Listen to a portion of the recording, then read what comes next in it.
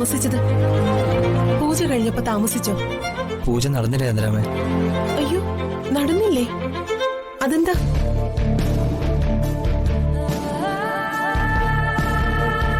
അത് ഞാൻ പിന്നീട് പറയാം. ചിന്നുന്റെ മുഖം എന്താ വല്ലാതിരിക്കുന്നത്? എന്തു പറ്റി? അത് അമ്പലത്തിലെ നേർച്ചകളൊക്കെ ഐശ്വര്യത്തിക്ക് വേണ്ടി ചെയ്തത് ഇയാളാ. അതിന്റെ ക്ഷീണം. അയ്യോ, എങ്കിൽ പിന്നെ നിങ്ങൾ ഇങ്ങോട്ട് വരണ്ടായിരുന്നല്ലോ. വീട്ടിൽ പൊക്കൂടായിരുന്നോ? അത് സാരില്ല, ചന്ദ്രമ്മ വീട്ടിൽ പൊക്കോ. രാത്രി ഞാനിവിടെ നിന്നോളാം. പിന്നെ ഒരു സഹായം കൂടി ചെയ്യണം.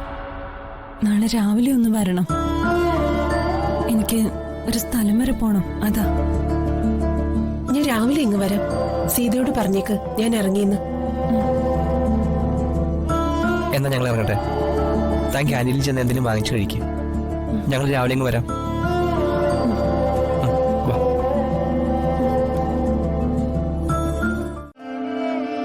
സാർ, ഇത് പോലീസ് കെട്ടിച്ചമച്ച കേസാണെന്നാ എനിക്ക് തോന്നുന്നത്.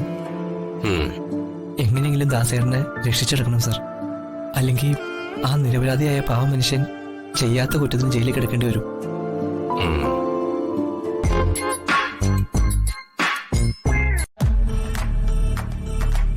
സാർ ഈ കേസ് ഏറ്റെടുക്കണം.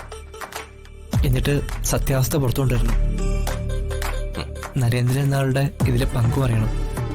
കേസൊക്കെ ഞാൻ ഏറ്റെടുക്കാം. ഈ ശിവദാസനെ പുറത്തു കൊണ്ടുവരികയും ചെയ്യാം.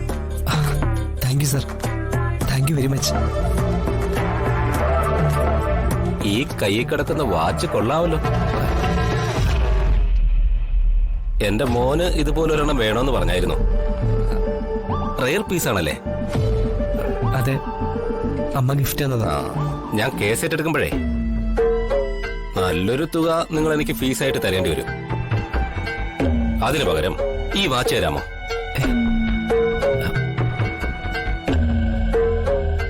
അത്രയ്ക്ക് ഇഷ്ടമായതുകൊണ്ടാ ചോദിച്ചത്. അല്ല, ബുദ്ധിമുട്ടാണെങ്കിൽ വേണ്ട. മിസ്റ്റർ മഹി, മറ്റൊരു കാര്യം ഓർക്കണം. വേറൊരു വക്കീലും തലയിലെടുത്ത് വെക്കാത്ത കേസാ ഞാൻ ഏറ്റെടുത്തത്. അപ്പോ ഞാൻ തരാം സാർ.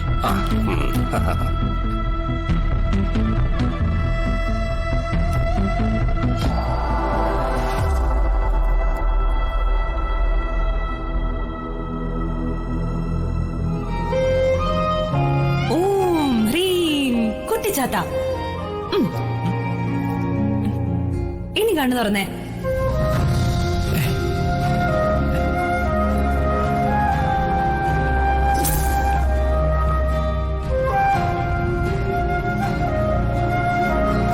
Thank you. കൊള്ളാം കേട്ടാ.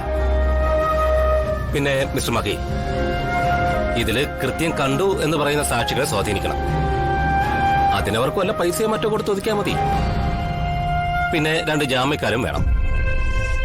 താനൊരു കാര്യം ചെയ്യുക. ഇന്ന് ഇത്രയും താമസിച്ചില്ലേ, നാളെ രാവിലെ വന്ന് എന്നെ ഒന്ന് കാണണം. അപ്പോ വിശദമായിട്ട് സംസാരിക്കാം. എന്നാ ഇപ്പൊ പൊയ്ക്കോ. ശരി. ശരി സാർ.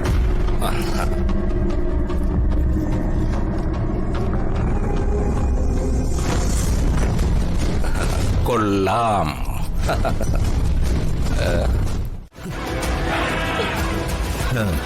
പ്രതിയെ പിടിച്ച 24 മണിക്കൂറിനുള്ളിൽ കോടതിയിൽ ഹാജരാക്കണം എന്ന നിയമം. നിന്നെ കണ്ട പാവമായിട്ട് തോന്നിയതുകൊണ്ട് തൽക്കാലം ആ നിയമം ഞാൻ അങ്ങ് മറക്കുക. കോടതി ഹാജരാക്കിയ പിന്നെ റിമാൻഡ്, വാദം, വാർത്ത. നല്ലൊരു വക്കീൽ വന്ന് വാദിച്ച് തൂക്കുകയറ് വരെ ശിവദാസന് കിട്ടാനുള്ള വകുപ്പ് ഞാൻ കേസ് ഡയറിയിൽ എഴുതി പിടിപ്പിച്ചിട്ടുണ്ട്.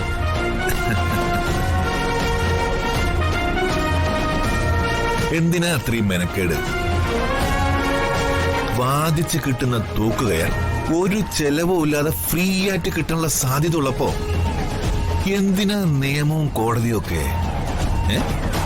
ഇന്ന് രാത്രിയോടെ ഈ കഥയിലെ ശിവദാസന്റെ റോൾ അങ്ങ് തീരുവ.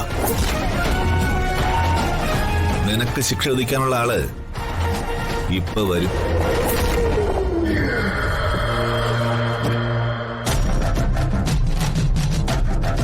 ഞങ്ങളെല്ലാം കൂടി അങ്ങ് തീർക്കുക. നിങ്ങൾ എന്തിനാ എന്നോട് ഇങ്ങനെയൊക്കെ കാണിക്കുന്നെന്ന് എനിക്കറിയില്ല. നിങ്ങൾ എന്നെ കോടതിയിൽ ഹാജരാക്ക്. കോടതിയിൽ ഞാൻ എന്റെ നിരപരാധിത്വം തെളിയിച്ചോളാം. ഞാൻ കുറ്റമൊന്നും ചെയ്തിട്ടില്ലെന്ന് ബഹുമാനപ്പെട്ട കോടതിക്ക് മനസ്സിലാവും. നിയമം എന്നെ വെറുതെ വിടും. എനിക്ക് ഉറപ്പാ. എടാ ശിവദാസ, പന്ന പുന്നാര മോനെ, നിനക്ക് ഈ നിയമവും വകുപ്പും ഒന്നും അറിയാത്തത് കൊണ്ടാ താൻ ഇതൊക്കെ പറയുന്നേ. തന്നെ തൂക്കിയെടുത്ത് കോടതി കൊണ്ട് നിർത്തിയ 12 വർഷം അടിച്ച് കൈ തരും. ജീവപര്യന്തം കഴിഞ്ഞ് താൻ ശവമായിട്ടായിരിക്കും ജയിലിൽ നിന്ന് പുറത്തേക്ക് വരുന്നത്. വെറുതെ ജയിലിൽ കിടന്ന് നരകിച്ച് മരിക്കണോ, അതോ ഒറ്റപ്പിടച്ചിലിൽ സുഖമായി മരിക്കണോന്ന് താൻ തന്നെ അങ്ങ് തീരുമാനിക്കും. ചോയ്സ് തന്റെ. പക്ഷേ താൻ എന്ത് തീരുമാനിച്ചാലും ഇന്ന് തന്റെ കാര്യത്തിലൊരു തീരുമാനം. ഞാൻ ചെയ്യാത്ത തെറ്റിനാ നിങ്ങൾ എനിക്ക് ശിക്ഷ വിധിക്കുന്നത്. അയ്യോ, നിനക്ക് ശിക്ഷ വിധിക്കാൻ ഞാനാളൊന്നുമല്ല. നിനക്ക് ശിക്ഷ വിധിക്കാനുള്ള ആള് ഇപ്പൊ വരും. നിന്റെ വിധി തീരുമാനിക്കുന്നത് ആ ജഡ്ജിയാണ്.